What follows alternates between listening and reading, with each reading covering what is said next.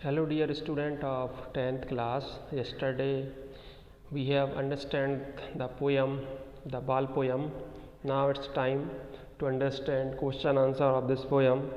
So as you can see on the screen that I have sent question answer of this poem on the date of 13th May, and I hope you already written these question answer on your notebook.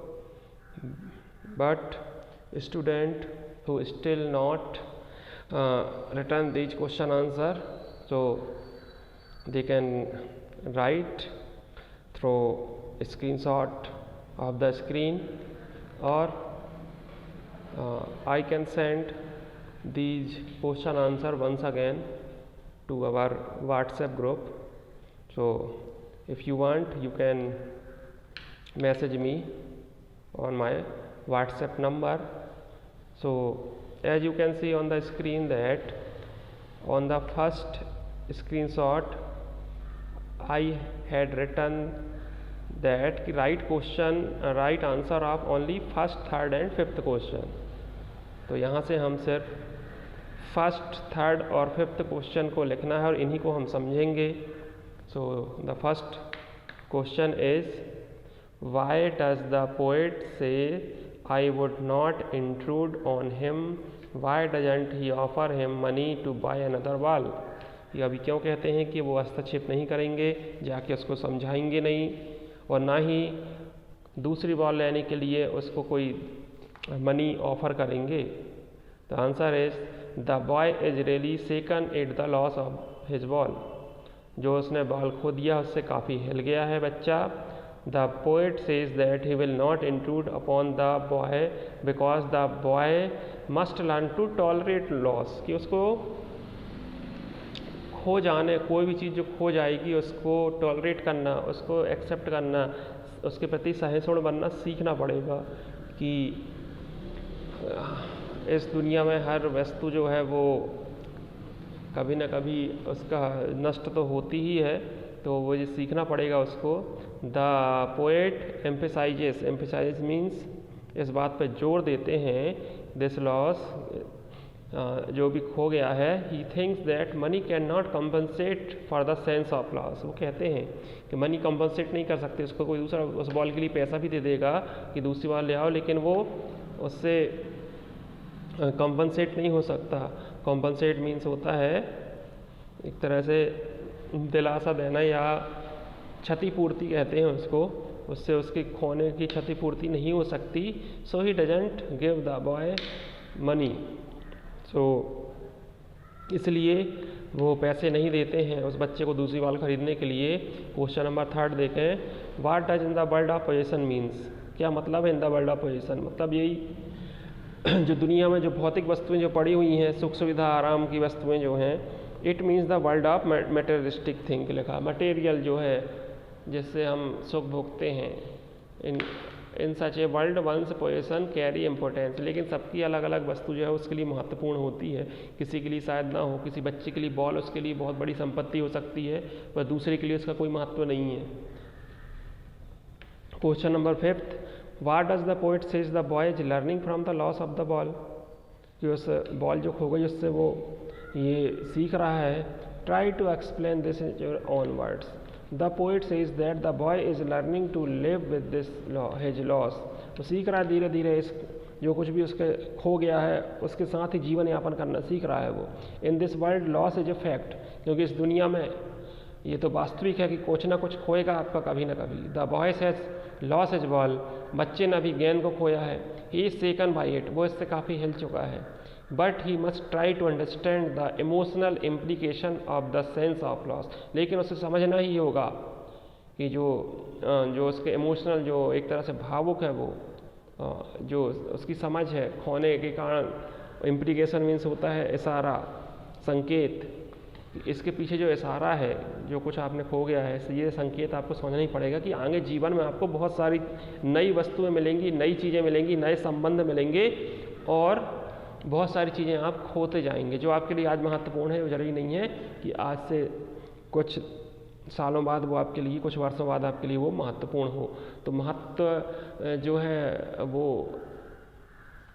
बदलता जाता है। तो ये बच्चा सीख रहा है। अब चलते हैं, ये तो बुक के क्वेश्चन थे। Now we will move to the extra question, additional question of the poem. तो ये सारे क्वेश्चन आपको लिखने हैं, आप चाहे तो स्क्रीनशॉट लेके इनको नोट कर सकते हैं। And the first one is express your views on the title of the poem the बाल पोयम। अपने आपको व्यू बताने हैं। When one reads the title the Bal poem, one assumes that the poet may be a light-hearted one, but perhaps about the joy of childhood.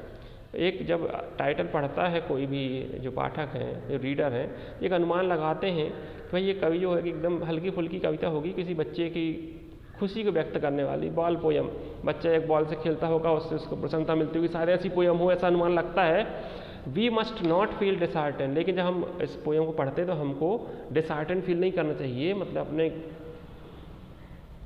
अपने आप को निराश या अपना डिजेक्टेड भी फील नहीं करना चाहिए, मतलब मुरझाना नहीं चाहिए और डेस्परेट निराश नहीं होना चाहिए। But try to stand up, बल्कि हमको खड़े होना है। एंड बियर द लॉस, और खोने के इस बोझ को हमको वहन करना है थ्रू सेल्फ अंडरस्टैंडिंग, अपनी खुद की समझ के द्वारा। ये कवि कहना चाहते हैं इस पोयम के माध्यम से। What is the theme of the poem the ball poem?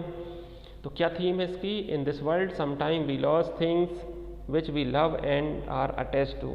कई बार हम ऐसी वस्तुओं को खो देते हैं जिनको हम बहुत प्रेम करते हैं, उनसे बहुत जुड़े होते हैं, अटैच होते हैं। We must not feel disheartened, dejected and desperate, but try to stand up and bear the loss through self understanding. वही लाइन है कि हमको उससे बाकी दिल टूटा हुआ, निराश नहीं होना चाहिए, हमको मुरझा नहीं जाना चाहिए, बल्कि इस लॉस को हमको, इस बोझ को हमको, खोने के दर्द को हमको सहन करना होगा अपनी सेल्फ अंडरस्टैंडिंग के द्वारा, आपसी हमारी खुद की समझ के द्वारा। As the boy who lost the ball he loved was trying to learn. जिस तरह उस बच्चे जो उस गेंद से प्रेम करता था, वो खो गई है, वो सीख रहा है, जिस तरह हमको भी सीखना पड़ेगा। Third question, a ball is an easily available inexpensive things, then why is the boy so sad to loss it? अच्छा क्वेश्चन है कि कोई आसानी से उपलब्ध है दूसरी गेंद और कोई बहुत ज़्यादा इनएक्सपेंसिव, मतलब कम खर्चीली है, बहुत ज़्यादा खर्चीली तो है नहीं है, फिर क्यों दुखी है बच्चा? No doubt the ball is an easily available, इसमें कोई शक नहीं है कि बॉल तो आसानी से उपलब्ध हो जाएगी। एंड इनएक्सपेंसिव आइटम है, ये कोई बहुत खर्चीला आइटम नहीं है। But the ball which the boys loss is valuable for him, लेकिन उसके लिए वो बॉल की बहुत कीमत है, क्योंकि उससे अटैच है, काफ़ी दिन से उस बॉल से खेल रहा है वो। His memories of young days are associated with it, उसके बचपन की दिनों की यादें जुड़ी हुई हैं उससे। For he had been playing with it for a long time, क्योंकि बहुत लंबे समय से उस बॉल से खेल रहा था। It was not an ordinary but A special ball for him, उसके लिए कोई साधारण नहीं है, बहुत विशेष है वो बॉल। नो अदर बॉल को टेक इट प्लेस, कोई भी दूसरी बॉल उसका स्थान नहीं ले सकती। So he sad to lose, इसलिए वो बॉल जो गुम गई है उसके लिए वो दुखी है। What shows that the ball was valuable for the boy, किससे पता चलता है हमको कि उसके लिए बहुत कीमती है वो गेंद? The ball was valuable for the boy is obvious from the way he react after losing it, उसके बाद जो गुम जाने के बाद उसका जो रिएक्शन आता है वो उससे समझ में आता है हमको कि उसकी कितनी कीमती। ही वाज शॉक्ड, उसको झटका लगा है काफ़ी। रिमेन फिक्स्ड, बिल्कुल जड़वत हो गया एक जगह। ट्रेम्बल विद ग्रीफ, दुख से कांप रहा है।